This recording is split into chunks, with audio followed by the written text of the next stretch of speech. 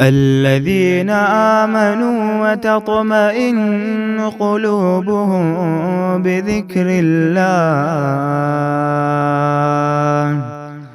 ألا بذكر الله تطمئن القلوب۔ بچوں کے لیے جو آئینہ سب سے خوبصورت ہے اپنی شکلیں دیکھنے کے لیے وہ آپ ہیں۔ شوہر اور بیوی جس کو ماں اور باپ کہتے ہیں، یہ بچوں کے لیے ایک بہت بنیادی چیز ہوتی ہے، خاص طور پہ دکھ سکھ کے نام پر، اور ویسے بھی معاشرے میں پھیلی ہوئی چیزوں کو میں دیکھ رہی ہوں۔ جب جتنی تیزی سے فاسٹ فارورڈ کے بٹن کے ساتھ یہ چیزیں جا رہی ہیں تو ہماری ترجیحات بدلتی جا رہی ہیں۔ کل اس ٹاپک کو پڑھنے کے لیے یو کے میں ایک نیا لا جو انہوں نے پاس کیا، میں نے اس کی بھی کچھ چیزیں جسٹ رفلی دیکھی۔ میں نے کہا میں کیا بتاؤں آپ کو خود پتہ ہے۔ اس وقت ہمارے بچے خاص طور پہ جو ویسٹرن کنٹریز میں ہیں اور جو اپنے ملکوں میں ویسٹرنائزڈ ہیں، وہ بڑے پریشر میں ہیں۔ ایک تو ان کے اوپر بوجھ بہت ہے، مغربیت کی چھاپ ہے۔ پہلے کبھی کوئی خالہ چچا پھپھا باہر سے آتا تھا تو کوئی باہر کا کھلونا آتا تھا، کوئی چاکلیٹ آ جاتے تھے، کوئی سویٹر مل جاتا تو اس کو پہنتے ہی نہیں تھے کہ خراب ہی نہ ہو جائے کیونکہ یہ باہر سے آیا ہے۔ گزرتے ہوئے وقت کے ساتھ دنیا بدلتی جا رہی ہے۔ جب دنیا بدلتی ہے نا تو پھر اس کے اسباب بدلتے ہیں۔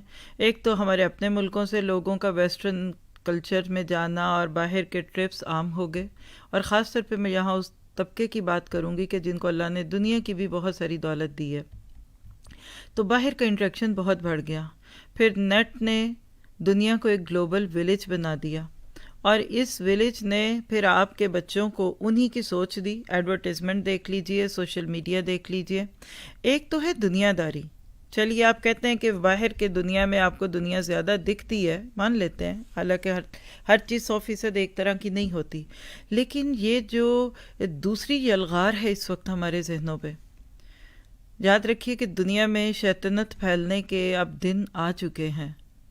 ایک طرف اللہ کا قانون اور ایک طرف شیطان کی وہ قسمیں جو اس نے سورۃ الاعراف کی آیتوں کی روشنی میں ہمارے تک پہنچی کھائی تھی کہ دائیں سے بائیں سے آگے سے پیچھے سے میں انسان کو بہکاؤں گا، اور انسانوں کے ساتھ میرا معاملہ وہی ہوگا کہ میں ان کو اپنے ساتھ جہنم میں لے جاؤں گا۔ اب وہ بات کر کے سو نہیں گیا، آج وہ پوری اسٹریٹجیز کے ساتھ ہے۔ تھوڑا سا اگر ہم پیچھے جائیں، جیسے چلے بہت پیچھے بھی چلے جائیں چونکہ سورۃ نوح کا ہی قصہ ہے، تو شروع کے دور میں اس نے شرک میں انوالو کیا۔